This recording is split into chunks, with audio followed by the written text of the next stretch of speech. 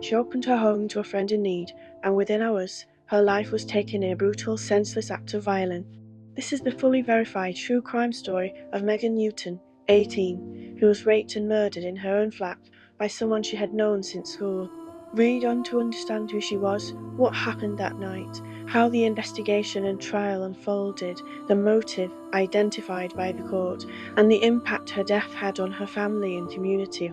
If you or anyone you know was in Newcastle under Lyme around 20 April 2019 and saw something unusual, please contact authorities. Pieces of truth still matter. Megan Newton was an 18-year-old from Stoke-on-Trent, described by her family as outgoing, caring, and full of potential. She was an aspiring sports therapist, actively involved in coaching children's football and working toward qualifications to pursue her dream, a path marked by dedication, ambition, and community spirit. Her family said she enriched the lives of many and had her whole life before her. Friends and relatives remembered her as a loving, funny, and kind young woman whose death left a hole in their lives that could never be filled. Representative tributes emphasized her generous nature, especially her instinct to help others. In the early hours of 20 April 2019, Megan was at her flat on Fletcher Road in Stoke-on-Trent after a night out. She had met 19-year-old Joseph Trevor, a former school friend, at a nightclub in Newcastle under Lyme. Trevor had been stopped by police earlier that night for suspected drug possession and intoxicated on alcohol and drugs, was reluctant to return to his parents' home. Megan, in an act of kindness, offered him a place to stay for the night.